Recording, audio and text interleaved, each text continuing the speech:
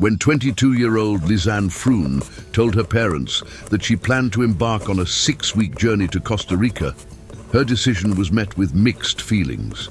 The family lived in the small Dutch city of Amersfoort and rarely traveled beyond Europe. Lisanne's parents, who had never encountered such ambitious travel plans, kept their concerns to themselves, not wanting to undermine her confidence. For Lisanne, this wasn't just a vacation. She had long dreamed of breaking free from her familiar world. Struggling with self-doubt, she saw this trip as an opportunity to prove to herself that she could be brave, independent and self-assured. Lisanne was thoughtful, introspective, and far from being drawn to noisy parties. Her choices always reflected her reflective nature. Her parents supported her, reassuring themselves that she was mature enough to face the challenges. When the plans for Costa Rica suddenly fell through, Lisanne's parents sighed with relief, but their calm was short-lived. No sooner had they relaxed than Lisanne announced that the trip was back on, but this time to Panama. For the young woman, this change of route was a chance to immerse herself in an even more exotic atmosphere. Panama attracted her with its wild forests, vibrant culture, and uncharted trails. Joining her on the trip was her best friend, 21-year-old Kris. Kris was the complete opposite of Lisanne, energetic, creative, and drawn to the arts and people. The two had met 4 years earlier while working at the same restaurant and quickly became close friends. They had recently moved in together, which further strengthened their bond. For Kris, Panama was a dream inspired by a family trip to Peru. During that trip, she fell in love with Latin America, its language and culture. When the opportunity arose to return to the continent, she immediately agreed. Her lively, outgoing personality complemented Lisanne's more reserved nature perfectly. Together, they formed an ideal duo, combining their different qualities. In preparation for the trip, the girls went beyond simply discussing their plans. They prepared meticulously. They studied routes, familiarized themselves with Panamanian culture, and decided which landmarks to visit. Their plans included not only leisure but also volunteer work at a local daycare center to contribute to the community. When the day of departure finally arrived, Lisanne, ever detail-oriented, was already at Schiphol Airport, waiting for her friend. She was a bit anxious. Punctuality was one of her strong suits, and Kris had yet to arrive. Lisanne's parents reassured her, reminding her that delays happen. They were also worried about the trip, but they kept their concerns hidden as they watched their grown daughter eagerly anticipate the start of her first real adventure. When Kris finally arrived, late and out of breath, Lisanne's tension immediately turned to joy. She hugged her parents goodbye, and her mother, smiling, said, "Enjoy every moment, but be careful." The girls headed toward the boarding gate, and at the last moment, Lisanne turned around to wave. At that moment, her father felt pride and calm. His daughter was ready for this trip, despite their worries. Kris's family also accompanied her to the airport. The parents of both girls met for the first time, and over coffee decided to exchange phone numbers, just in case. None of them could have imagined how soon those numbers would become necessary. From the very start of their journey, Panama captivated the girls. They arrived in the tropical paradise of Bocas del Toro, where the turquoise waters of the Caribbean met white sandy beaches. Here, they spent their days exploring islands, enjoying the local cuisine and studying Spanish. Everything felt magical. Lisanne's diary entries were filled with excitement. "I can't believe my eyes. It's like a dream," she wrote after a trip to Zapatilla Island. Even a minor cold couldn't dampen their spirits in Bocas. Kris was more cheerful and outgoing, especially enjoyed connecting with other travelers. They made new friends and shared stories and dreams. But their time in Bocas del Toro passed quickly. On March 29th, the girls departed for the mountain town of Boquete, their next destination. Boquete welcomed them with its picturesque landscapes. The town, surrounded by green hills and coffee plantations, sat at an altitude of 1,200 meters above sea level, providing a cool climate that was a stark contrast to the coastal heat. Yet the beauty of the place didn't immediately resonate with the girls. Lisanne wrote in her diary that she found it hard to adjust to the new environment. The transition from the relaxed atmosphere of Bocas to the immersion in real life in a Panamanian town was unexpectedly difficult. She described a sense of homesickness. "I was too naive to think I could handle this. I want Mom and Dad to tell me everything will be okay, but I can't let them know how hard this is for me because I don't want them to worry." However, she added that she saw this as a necessary challenge to become stronger. Kris also noted in her diary that her first impression of Boquete was challenging, but she tried to remain optimistic. After a night's rest, the girls felt better and began exploring the town with renewed energy. The next day, March 31st, they visited the local daycare center Aura, where they had planned to volunteer. However, their arrival surprised the staff. The employees explained that they hadn't expected the girls for another week. Disappointed by the lukewarm reception, both girls recorded their feelings in their diaries. Kris wrote, "Today was a strange day. We don't really want to go back to Aura because we didn't feel welcome at all." Lisanne was more succinct, but equally sharp. "Awful day." To shake off their disappointment, the girls treated themselves to a massage and decided to go with the Panamanian flow, as Kris wrote in her diary. They hoped the following week would bring new opportunities for volunteering and joy in their stay. On April 1st, 2014, the girls decided to hike the popular tourist route, El Pianista Trail. This scenic path, leading through cloud forests and high mountains, attracted tourists with its natural beauty and panoramic views from the summit. They planned to enjoy the scenery and return before dark. They packed minimally. Lisanne carried her backpack, which contained her camera, 2 phones, a water bottle and some money. Both girls dressed lightly, in shorts and tank tops, suitable for a daytime hike. They set out on the trail around 11 a.m. According to data retrieved from their camera, the girls walked along the trail, capturing photos of the stunning scenery and each other. One of the last daytime photos, taken at 1 p.m., shows the girls smiling at the summit known as Mirador. This was the last confirmed moment anyone knew their whereabouts. Beyond the summit, the trail changes dramatically. The tourist route ends, giving way to a wilder, more challenging terrain, rarely traversed even by locals. Lisanne's camera recorded their continued journey into this unfamiliar wilderness. The photos depict mountain streams, rocky paths, and dense vegetation. But the girls themselves appear less cheerful. After these images, their trail goes cold. That evening, when Lisanne and Kris didn't return to their host family, their hostess, a woman named Miriam, grew concerned.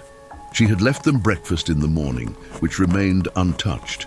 Miriam contacted the local Spanish school where the girls were taking lessons, only to learn that they hadn't been seen there either.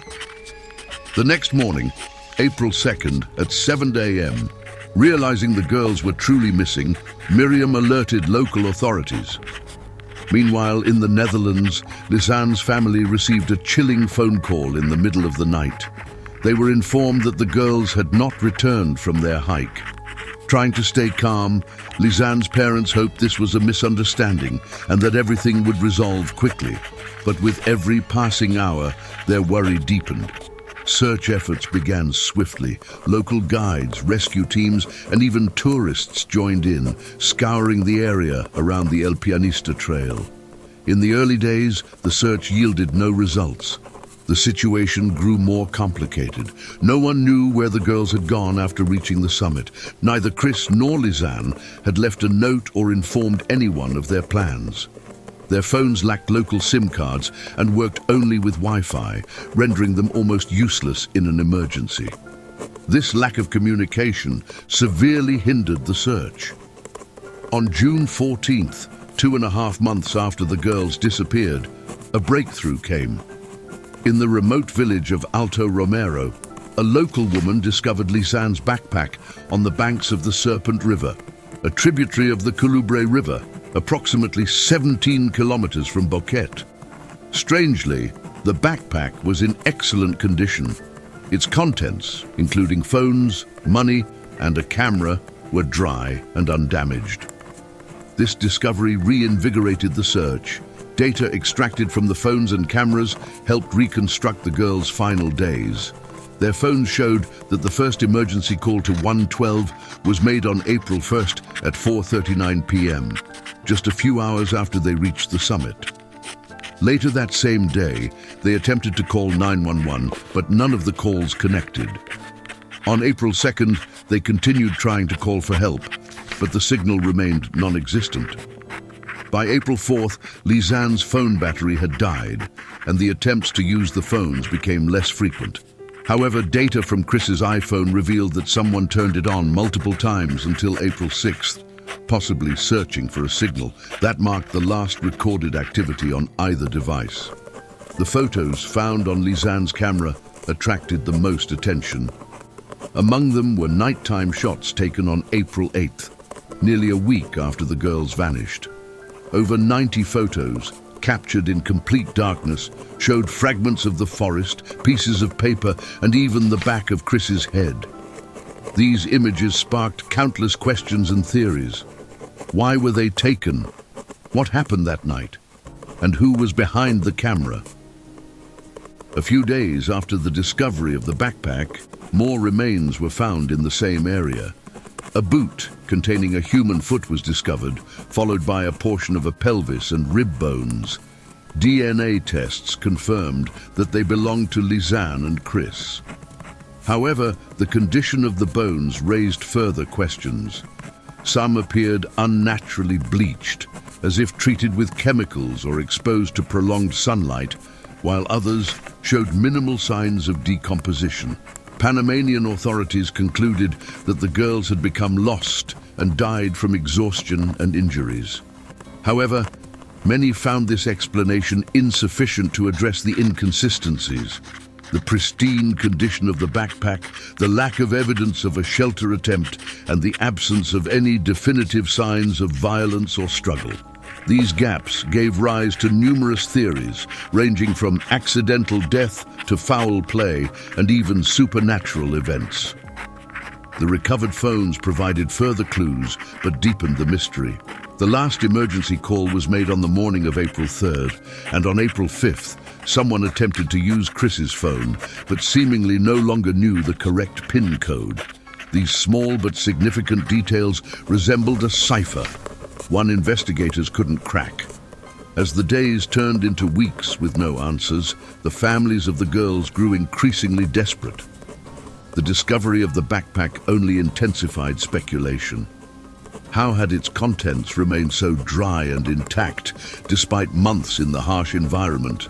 Locals speculated that someone might have intentionally placed the bag there to redirect search efforts. The backpack's discovery inspired a new wave of searches, involving both local residents and professional rescuers. Several days later, further upstream along the same river, searchers uncovered the first remains. A hiking boot containing a human foot was found. Shortly thereafter, parts of a pelvis and rib bones were located nearby.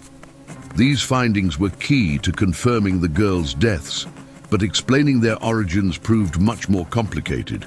An analysis of the bones revealed strange inconsistencies. Some appeared unnaturally bleached, as if treated with chemicals or exposed to prolonged sunlight. Others seemed to have decomposed more recently, showing minimal signs of decay.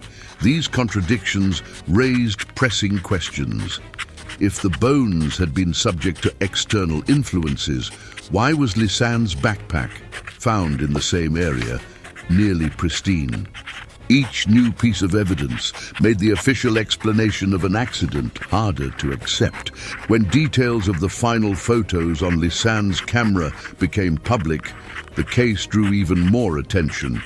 The nighttime photos, taken on April 8th, a week after the girls had disappeared, became the focal point of countless theories and speculations. Nearly all the photos were shrouded in darkness, with only faint glimpses of trees, rocks, or scraps of paper visible.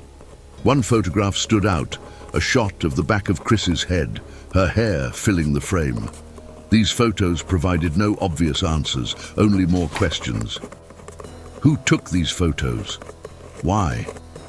And why were over 90 pictures taken in a single night? Experts analyzed the metadata of the images to determine the state of the girls during that time.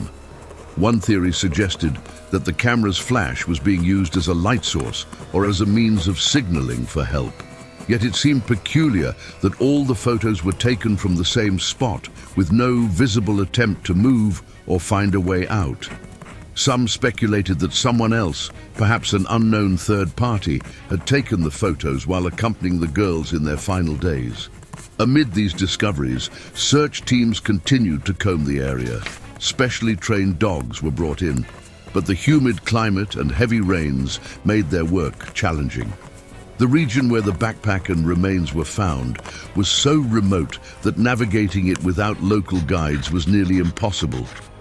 Members of the indigenous Ngobi community played a significant role in the search, sharing their deep knowledge of the jungle and assisting rescuers in traversing the dense terrain. Meanwhile, the families of Lisanne and Kris were forced to return to the Netherlands after months spent in Panama. They hoped local authorities would find answers in their absence. But over time, their hopes began to fade. The investigation grew increasingly muddled, plagued by confusion and conflicting accounts. Witnesses who had been called to testify often contradicted one another. Some claimed to have seen the girls returning from the trail, while others insisted they had ventured deeper into the forest. Rumors of foul play circulated, but no concrete evidence to support this emerged. One of the darkest theories suggested that the girls might have been kidnapped, held captive, and then killed. This idea was fueled by the peculiar details of the case, the intact condition of their belongings, the limited number of remains recovered, and the inconsistencies in the evidence. Still, no proof of third-party involvement was ever uncovered. Back in the Netherlands, the families of Kris and Lisanne continued to press for answers. They hired private investigators who attempted to reconstruct the girls' route and thoroughly explore the El Pianista Trail and its surroundings. Yet their reports failed to provide clarity. Most experts agreed on one point: the girls were unlikely to have gotten lost on the trail itself. The route was well marked and relatively straightforward for experienced travelers like Kris and Lisanne. Something must have happened after they ventured beyond the defined path. As the weeks passed following the discovery of the backpack and remains, the tension surrounding the case only grew. Searches in Panama continued, but results remained scarce. Volunteers, local residents, and professional rescuers scoured the jungle, descended into rivers, and examined ravines. But they found no further evidence of the girls' fate. The region where the remains were found was so remote that many questioned how the girls could have reached it without professional assistance. Meanwhile, back in the Netherlands, Lisanne and Kris's families remained in close contact with the media, striving to keep the case in the public eye. They created charitable foundations to support search efforts and shared their daughters' stories. Their tears and despair touched thousands of people, many of whom donated money or spread the word online.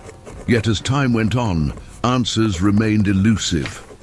When Dutch experts arrived in Panama, they immediately identified numerous problems with the investigation. Some evidence, including the backpack and bones, had not been properly documented. Reports surfaced that over 30 fingerprints had been found on the backpack and its contents, but none had been analyzed or logged. These oversights only fueled suspicions of negligence or even a potential cover-up. Amid this turmoil, local newspapers began circulating rumors. Some claimed that the girls might have fallen victim to local criminal groups or stumbled upon hostile individuals in the jungle. Others believed it was simply a tragic accident. The girls might have fallen from a height, and their bodies were then scattered by scavengers or swept away by water. Darker theories involved ritual killings, a serial predator, or even human trafficking. Despite the wealth of theories, none seemed to fully explain the contradictions and peculiarities of the case. The pristine condition of Lisanne's backpack, the bleached bones, the nighttime photos, and the missing photo 509. All these details pointed to an enigma that no single theory could untangle. Each clue raised more questions than it answered. The missing photo, labeled 509 in the sequence of images on Lisanne's camera, became a focal point for speculation. Experts suggested that the photo had been deliberately deleted, as it could not be recovered even with advanced forensic tools. This led to suspicions that someone, potentially a third party, might have tampered with the evidence. What could this missing image have revealed? Why was it erased? And who had the means and motive to delete it? These questions remain unanswered, fueling speculation and mistrust toward the authorities handling the case. While theories about the girls' fate continued to multiply, no single explanation seemed to fit all the facts. Supporters of the accident theory pointed to the challenges of navigating the Panamanian jungle. Sudden weather changes, dangerous terrain, and the absence of reliable navigation tools. They suggested that the girls may have wandered off the trail, become disoriented, and succumbed to the elements. Yet, skeptics countered that the evidence didn't align with a straightforward accident. Why were the remains so far from the trailhead? How did the backpack remain intact despite months in the harsh environment? And why were so few of their bones recovered? Other theories ventured into darker territory. Some speculated that the girls had encountered individuals with malicious intent. Theories of kidnapping, assault, or murder emerged, bolstered by the unusual state of the remains and the deletion of the photo. The dense jungle, with its isolation and lack of oversight, was seen as an ideal place for such crimes to occur undetected. However, critics of these theories pointed out the lack of direct evidence, no signs of struggle, no ransom demands, and no confirmed witnesses to such events. Beyond the speculation, the case had a profound impact on those involved in the search. Members of the Ngobi community, who played a critical role in navigating the jungle and locating evidence, spoke of the challenges they faced. Many described the dense forest as unforgiving, with heavy rains washing away clues and steep terrain posing constant risks. For these local searchers, the case was a somber reminder of the jungle's unpredictability and the dangers it could pose, even to those who knew it well. For the families of Kris and Lisanne, the passage of time brought little solace. Despite their efforts to raise awareness and push for further investigations, they were left with more questions than answers. In their public statements, they expressed gratitude to the volunteers and authorities who worked tirelessly to uncover the truth, but they also voiced frustration at the limitations of the investigation. The lack of closure weighed heavily on them, compounded by the media frenzy and the often sensationalized theories surrounding the case. In the years that followed, Kris and Lisanne's story continued to resonate far beyond Panama and the Netherlands. Their disappearance became a symbol of the risks inherent in adventure and exploration, while their families worked to preserve their memory through charitable initiatives and public awareness campaigns. Their tragic story served as a cautionary tale for travelers worldwide. Despite the advancements in forensic science and the growing community of investigators dedicated to the case, the ultimate truth about what happened to Kris Kremers and Lisanne Froon remains elusive. The questions linger unanswered. What drove them to continue past the summit of the trail?